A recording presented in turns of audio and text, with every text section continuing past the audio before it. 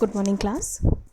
I am Dr. Swati Saxena, your physiotherapy faculty at Indira Gandhi Institute of Paramedical Sciences. And as you all know that we are studying about burn. So in this series, today we have to study about the medical management of burn. तो medical management में सबसे पहले हम early hospital management देखते हैं which is done including the shock phase. In the shock phase जब patient shock की condition में होता है तो इसमें maintenance of a clear airway. सबसे पहले हमें पेशेंट का एयरवे चेक करना है कि कहीं उसको रेस्पिरेशन ब्लॉक ना हो जाए, कहीं उसका रेस्पिरेटरी सिस्टम ब्लॉक ना हो जाए, उसको ब्रीदिंग कंटिन्यूसली होती रहे. उसकी वजह से उसका क्लियर एयरवे मेंटेन करना बहुत ज़रूरी है. Second comes the pain relief, क्योंकि पेशेंट उस समय बहुत पेनफुल कंडीशन में होगा जब वो बर्न की कंडीशन में होगा.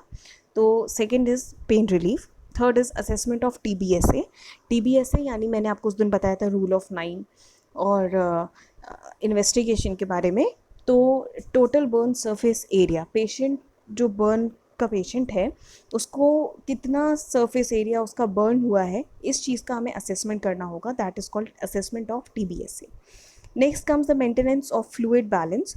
जब TBSA हम उसका चेक करेंगे तो फिर उससे हमें ये भी पता चल जाएगा कि उसका कितना अमाउंट ऑफ फ्लूइड बर्न हो चुका है बॉडी का, और उसके हिसाब से हमको उसकी बॉडी का फ्लूइड बैलेंस करना पड़ेगा. तो next is removal of adherent clothing and covering of the burn with sterile cotton dressing. मतलब जो बर्नड एरिया है उसके ऊपर जितना भी कपड़ा है वो सारा हमको हटाना पड़ेगा सो दैट जो पेशेंट को इन्फेक्शन होने के चांसेस कम रहें और उसका ट्रीटमेंट हो पाए. तो अडेरेंट क्लॉथ्स को हटाना पड़ेगा और जो बर्न्स हैं उसको एक स्टेराइल कॉटन ड्रेसिंग से कवर करना होगा. Application of neutralising agent for chemical Burns. अगर किसी को केमिकल बर्न हुआ है यानी कि अगर किसी एसिड से बर्न हुआ है तो हमको उस पर एल्कली ट्रीटमेंट करना पड़ेगा सो दैट जो एसिड का एरिया है वो न्यूट्रलाइज हो जाए और एसिड का जो बर्न रिएक्शन है वो कम हो जाए. Next is reassurance and explanation to the patient. मतलब हमको पेशेंट को समझाना पड़ेगा और उसको ये एश्योर करना पड़ेगा कि उसको हम कुछ नहीं होने देंगे, उसकी हम जान भी बचा लेंगे और आगे चलकर उसको और कोई दिक्कत, क्रिटिकल दिक्कत नहीं होगी. तो ये सारी चीज़ें हमें पेशेंट को करनी पड़ेंगी बिकॉज वो साइकोलॉजिकली बहुत ज़्यादा वीक हो जाएगा उस वक्त. तो हमको उसको रीअश्योरेंस और एक्सप्लेनेशन देना पड़ेगा. Next comes the transfer to burn units और admission to an intensive care unit. अगर पेशेंट की हालत बहुत ज़्यादा ख़राब है, उसको अगर 3rd या 4th डिग्री का बर्न है तो उसको या तो फिर ICU में हम शिफ्ट करेंगे, और ICU में भी अगर नहीं होता है तो फिर उसको हम किसी अच्छे बर्न यूनिट में, हॉस्पिटल में जो बर्न यूनिट्स बने होते हैं उसमें हम उसको ट्रांसफ़र करेंगे for further treatment. Next comes the surgical management of burn. It is done in case of full thickness burn. अगर फुल थिकनेस बर्न हुआ है तब हम सर्जिकल मैनेजमेंट की तरफ जाते हैं. सर्जिकल मैनेजमेंट में it is done in case of full thickness burn. Hysterectomy is removal of the dead burnt skin by a method of excision or shaving. ये मैंने आपको पहले भी बताया था कि जब किसी पेशेंट को बर्न होता है तो जो उसकी स्किन होती है वो काफ़ी ज़्यादा लेदर हो जाती है, अनस्ट्रेचेबल हो जाती है, मतलब वो चमड़े जैसी हो जाती है और उसमें बिल्कुल भी फ्लेक्सिबिलिटी नहीं रह जाती, और ऐसी स्किन को हम ईस्चर बोलते हैं. तो उस ईस्चर के रिमूवल को जो प्रोसेस होता है उसको ईस्चरेक्टमी बोला जाता है.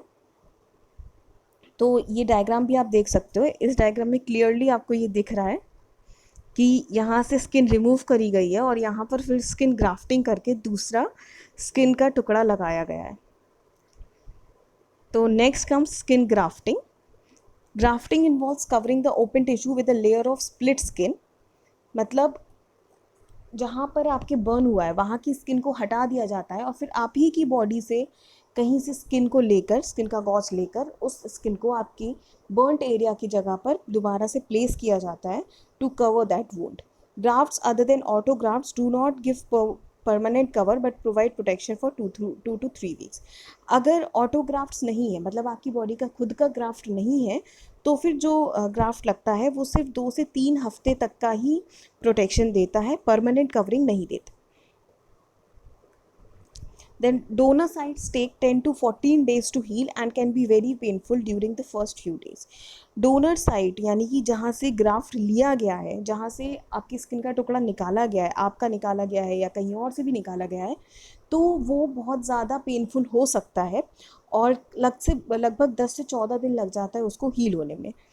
तो this diagram shows the process of skin grafting.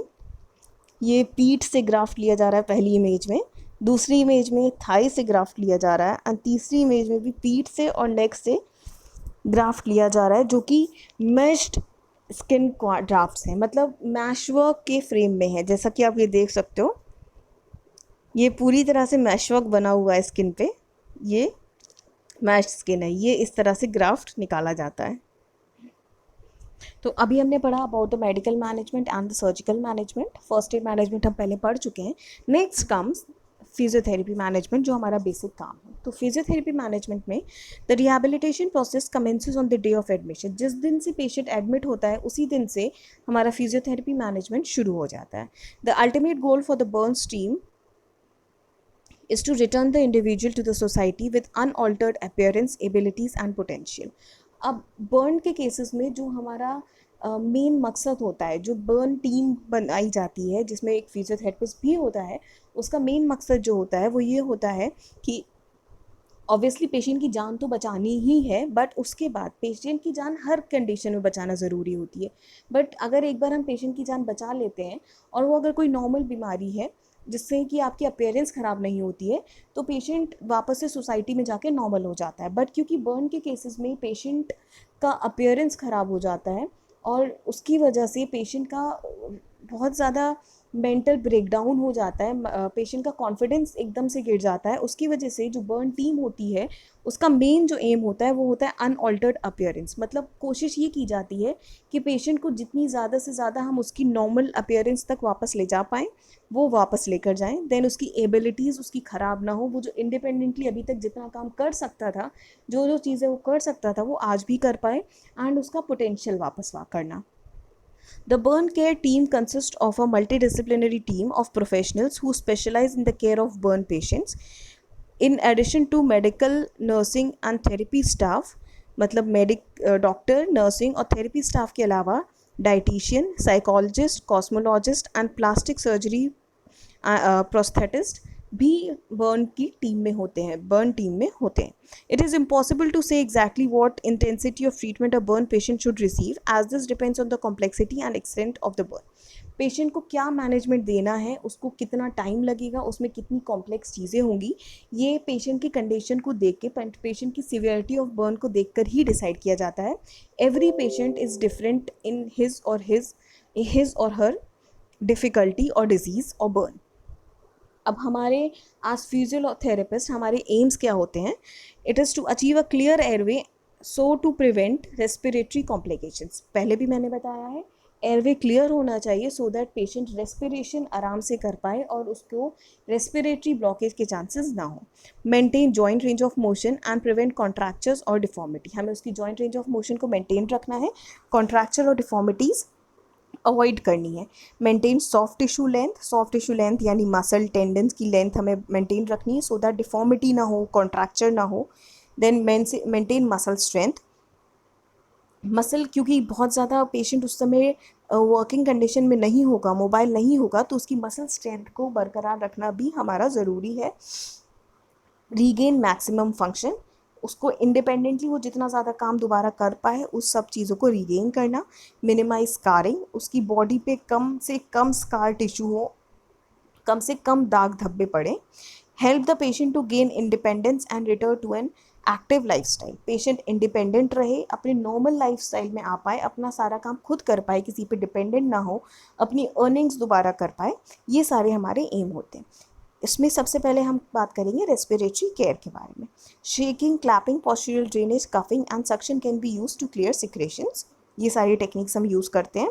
If it is very uncomfortable for the patient to have hand pressure applied to a chest burn, then a piece of foam may be used under the hands.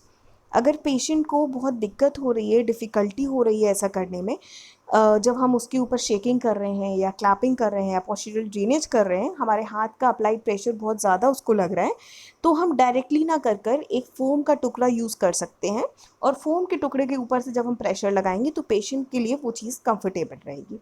A ventilated patient usually requires suction and humidification.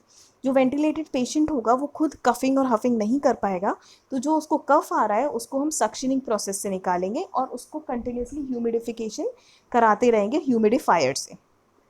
Breathing exercises are also important to maintain ventilation of all lung areas. Patient को हमें अलग अलग तरह से breathing exercises करानी है, जैसे कि डायफ्रेगमेटिक ब्रीदिंग हुआ, पर्स लिप ब्रीदिंग हुआ, सेगमेंटल ब्रीदिंग हुआ, ये सारा ब्रीदिंग एक्सरसाइजेस हमें कराता रहना है सो दैट जो उसकी लंग्स हैं वो पूरी तरह से एक्सपेंड होती रहें और वेंटिलेटेड रहें। दिस इज़ द पिक्चर, आप देख सकते हो किस तरह से एक बर्न पेशेंट को चेस्ट फिजियोथेरेपी कराई जा रही है। इन दिस पिक्चर जो डॉक्टर है, जो फिजियोथेरेपिस्ट हैं, वो पेशेंट को वाइब्रेशन टेक्निक प्रोवाइड कर रहे हैं। So this is all for today. Physiotherapy management में आज हमने इतना ही पढ़ा है। नेक्स्ट वीडियोस में हम आगे की फिजियोथेरेपी मैनेजमेंट को पढ़ेंगे, हम देखेंगे कि और क्या क्या हम एक बर्न पेशेंट के लिए कर सकते हैं उसकी रिकवरी के लिए। अगर कोई भी डाउट होते हैं तो आप मुझसे पूछ सकते हो। Thank you.